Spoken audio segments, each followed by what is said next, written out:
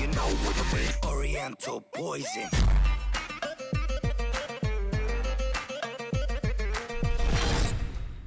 Salam alaikum à tous mes très chers abonnés, j'espère que vous allez bien, que tout va bien pour vous et que votre famille se porte bien. Si la MIFA se porte bien, et bien tant mieux les frères et sœurs. Aujourd'hui on se retrouve pour une nouvelle vidéo pour vous parler un tout petit peu de ce que je faisais avant YouTube. Un abonné m'a dit ça, m'a donné cette idée et je me suis dit vraiment c'est pas mal d'en parler. Juste avant les frères, j'espère que cet angle vous plaira. J'ai changé un tout petit peu d'angle, je me suis mis un peu sur le côté on va dire. J'espère que ça vous plaira et ne vous inquiétez pas pour les gameplays, il va avoir du retour aux sources sur Call of Duty et je vais vous remettre de temps en temps un tout petit peu de GTA. Je sais que vous aimez un tout petit peu GTA, donc de temps en temps voilà des courses what the fuck, ça peut vraiment bien le faire en fond de gameplay. Bref les frères et sœurs, aujourd'hui on est là pour parler un tout petit peu de ce que je faisais avant YouTube, parce que c'est vrai que ces derniers temps je suis monté quand même assez vite. On est passé très vite des 200 000 aux 300 000 en 2 mois et demi. On est passé des 200 000 aux 300 000, donc on est monté vraiment super vite, ce qui veut dire qu'il y a énormément de nouveaux sur la chaîne. Donc déjà bienvenue à vous les frères et sœurs, et puis j'espère que vous allez vous plaire ici. Je vous avoue les frères et sœurs que ces derniers temps j'ai pas réellement eu beaucoup de temps pour faire des gameplays, étant donné que je sortais beaucoup avec mes deux abonnés Imran et Marcus pour chercher un club d'airsoft pour vous faire des vidéos d'airsoft, et j'ai trouvé un club et j'ai trouvé même un magasin d'airsoft. Ils sont vraiment cool et je vais pouvoir vous tourner des vidéos d'airsoft sur un terrain d'à peu près 2 hectares, donc ce qui est énorme. Ils ont des immeubles, des bâtiments, on va faire des petits matchs comme ça, je sais pas, 20 contre 20, bref des trucs vraiment sympas quoi qui vont arriver avec du bon montage, des heures de tournage. Vraiment j'espère que ça vous plaira en tout cas et que ça vous fera kiffer. J'ai acheté un truc pour rec le son qui est sympa aussi. Ça sera pour les vidéos. Voilà, je vous le conseille si un jour vous voulez rec le son. Je l'ai acheté tout à l'heure à pas Micromania pardon, j'allais dire à Micromania. Je l'ai acheté tout à l'heure à la Fnac. Bon, ça coûte quand même assez cher. Ça coûte à peu près 140 €, donc c'est pas donné. Je vais pouvoir le mettre ici, quelque part ici, pour que quand je cherche les cibles, que je puisse parler et que vous m'entendez. Et comme ça, en haut, je mets la GoPro, parce que sinon la caméra, elle a une qualité son dégueulasse. Donc il a fallu que j'achète un truc pour le son. Et j'espère que le son va vous satisfaire, parce que j'ai quand même mis le prix. Donc j'espère que ça va vous plaire le son. J'espère qu'il va être bon le son. Bref les frères et sœurs, en tout cas on n'est pas là aujourd'hui pour parler d'airsoft. Mais voilà, je voulais quand même vous expliquer pourquoi en ce moment il n'y a pas trop de gameplay. C'est parce que je cherchais beaucoup de clubs d'airsoft. Et forcément, bah, on en a trouvé un. Bref, on est là en tout cas aujourd'hui pour parler de ce que je faisais avant YouTube. Je vais vous expliquer tout ça juste avant les frères et sœurs. Pour certains, wallah, hein, je vous en veux pas, mais pour certains, essayez de regarder la vidéo avant de toujours chercher les choses pour cracher sur le taf du youtubeur. Sérieusement, il y en a un hier sur ma vidéo où je parlais des États-Unis. Il me dit: eh mais tonton, tu dis qu'il faut pas mettre tout le monde dans le même sac, mais tu mets les Américains dans le même sac, tu dis que tous les Américains quand tu voyages, ils t'attrapent, donc pour moi tu mets tout le monde dans le même sac. Alors frère, s'il te plaît, hein, écoute mieux la vidéo, comprends mieux la vidéo, et alors les mecs en bas dans son commentaire qui mettent: ah ouais t'as raison, vous aussi sérieusement, écoutez la vidéo. Au bout d'un moment je dis: je ne mets pas les Américains dans le même sac. Je le dis.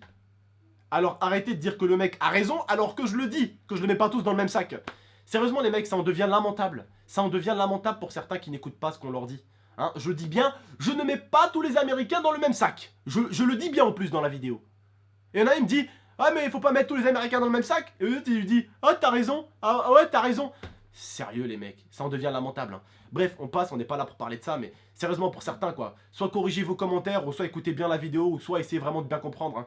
Écoutez, mais surtout dans la vie, il faut pas qu'écouter. Il faut également comprendre. Hein, c'est bien beau d'écouter, écouter. Je peux écouter des anglais parler, hein, mais il faut comprendre l'anglais. Hein. Vous pouvez m'écouter parler, mais il faut me comprendre de temps en temps pour 2 ou 3 hein, d'entre vous.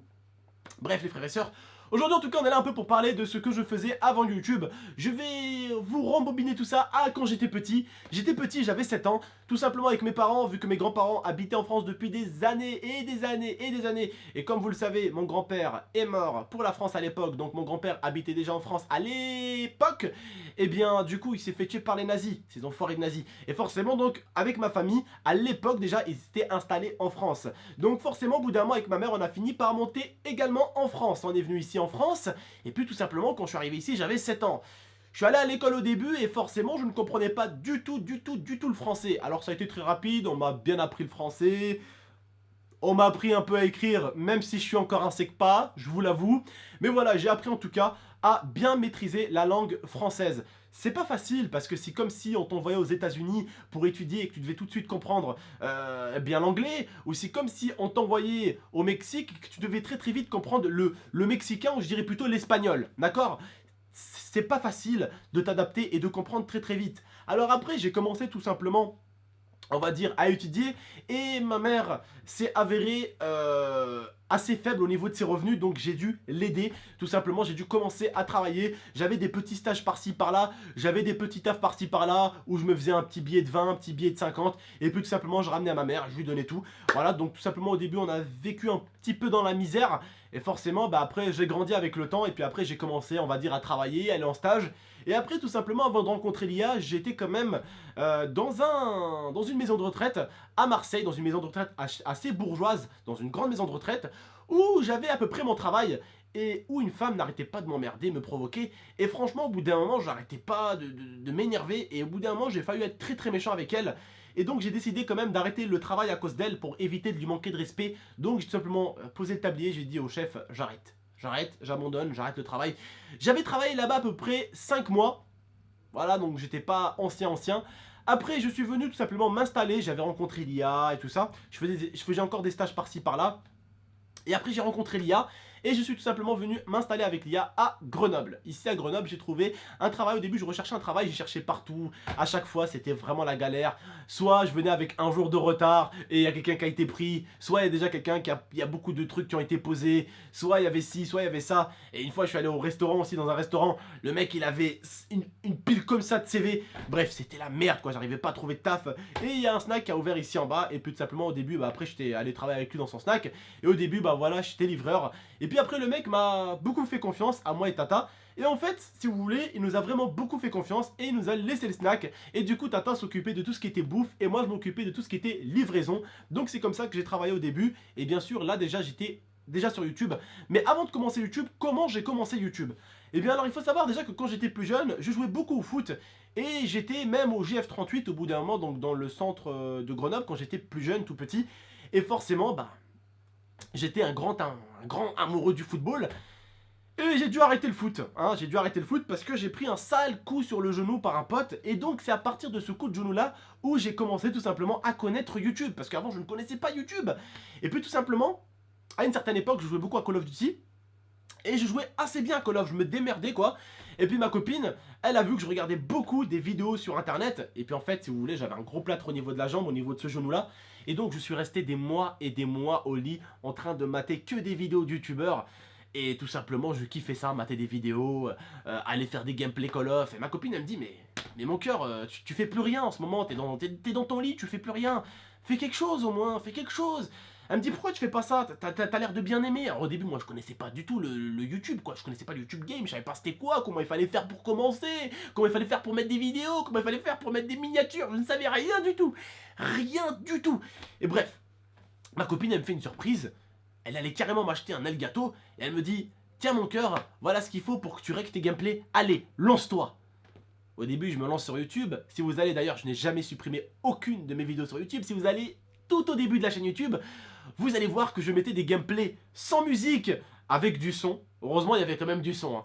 Mais sans musique, sans commentaire, sans rien. Il y a 3 ans et demi de ça à peu près, ouais, il y a 3 ans et demi. Je mettais ça tout simplement comme ça. Et vraiment à l'époque, les gens aimaient beaucoup Call of Duty, contrairement à maintenant. Et ça marchait bien, franchement, les gens kiffaient mes gameplays et tout. Et c'est comme ça que j'ai découvert YouTube, tout simplement, en étant vraiment dans mon lit. Je pouvais plus bouger, je pouvais plus rien faire. Et c'est comme ça que j'ai commencé YouTube, en fait. J'ai commencé à faire des gameplays, à connaître des gens, tout simplement. Et après, bah, j'ai commencé un peu à m'épanouir et un tout petit peu plus à connaître YouTube. Et c'est comme ça que je suis arrivé sur YouTube, avec un plâtre. Eh oui, un plâtre au niveau de la jambe. Et on va dire que c'est plutôt ma copine qui m'a lancé sur Internet au début. Alors, avant que je me lance sur YouTube avec ma copine, on était déjà ensemble depuis 3 à 2 ans à peu près, parce que bientôt on fête nos 6 ans ensemble, et ça fait 3 ans que je suis sur YouTube. Donc voilà, on va dire que ça faisait à peu près 2 ans et demi que j'étais avec ma copine sur YouTube. Enfin, 2 ans et demi que j'étais avec ma copine avant que je commence YouTube.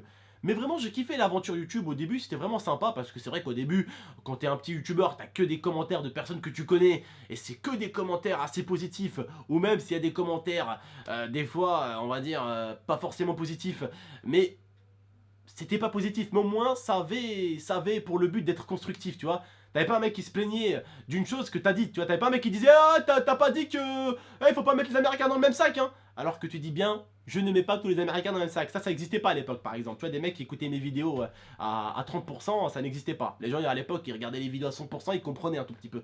Maintenant, t'as des mecs qui arrivent un peu partout sur YouTube, qui te connaissent pas, et qui en ont tout simplement rien à foutre de ta gueule et qui t'insultent, qui te manquent de respect, qui crachent sur ton contenu comme si c'était de la merde alors que t'as l'impression que eux c'est des Steven Spielberg, t'as l'impression qu'ils font des trucs de ouf alors qu'ils devraient commencer YouTube au lieu de critiquer, tu vois. Mais non, c'est beaucoup plus facile de critiquer et d'insulter plutôt que de faire le même style de contenu, c'est beaucoup plus dur. Quand je parle de critique, je ne parle pas de critique positive ou négative. Tant que la critique peut t'aider à avancer, c'est que du positif. J'achète, je valide, tu vois.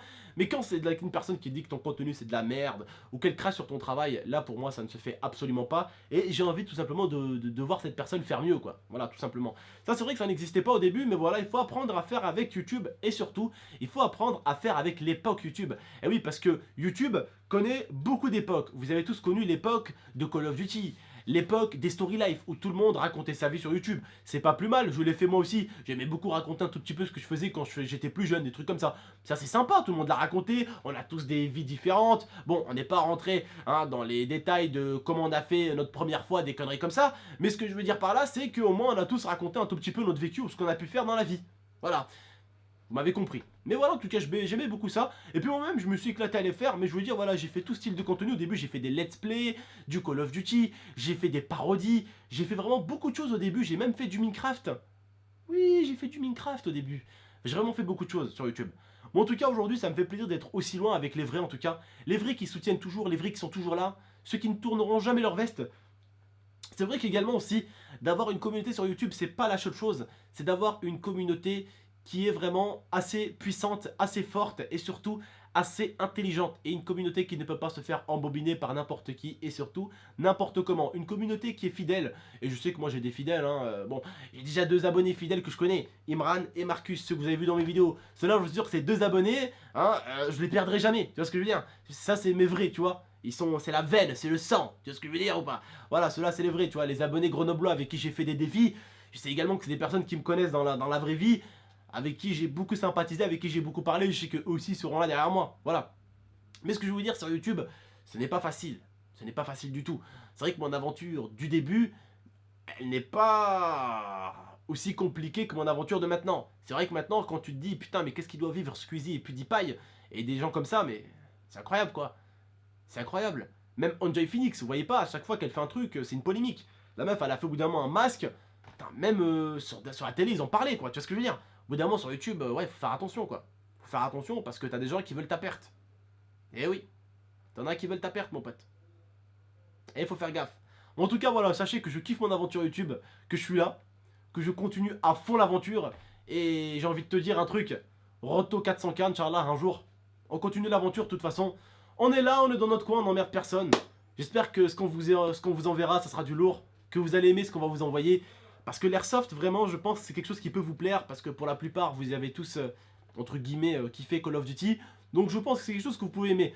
En tout cas, voilà, mon parcours, comme je le dis, c'est pas très compliqué. Je voulais pas non plus vous raconter toute ma vie. Parce que ça prendrait pas 12 minutes. Si je devais vous raconter toute ma vie avant YouTube, ça serait un peu compliqué. Donc voilà les frères et sœurs, j'espère que cette vidéo vous aura plu en tout cas. Bah si elle vous a plu les frères et sœurs, et j'espère que vous avez aimé. Je voulais pas trop passer de temps non plus parce que ça aurait fait une vidéo de 40 minutes, mais voilà, en tout cas, j'ai quand même décidé de vous dire certaines petites choses que j'ai faites avant. Peut-être qu'un de ces 4, je vous ferai une vidéo un peu quand même plus travaillée et beaucoup plus détaillée encore.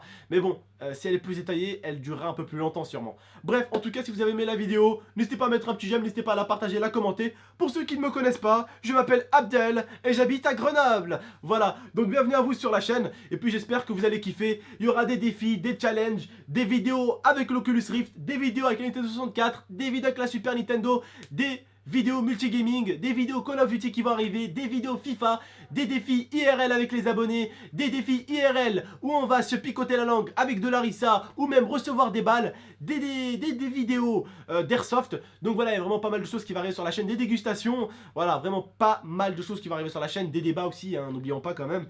Mais voilà, en tout cas, il y a du lourd qui arrive sur la chaîne et ça, on l'arrête pas, ne vous inquiétez pas. En tout cas, voilà, j'espère que cette vidéo vous aura plu. N'hésitez pas à liker, commenter, partager la vidéo et abonnez-vous si ce n'est pas déjà fait. Bienvenue à vous. Et je vous remercie et je vous dis à très bientôt pour de prochaines vidéos. Ciao!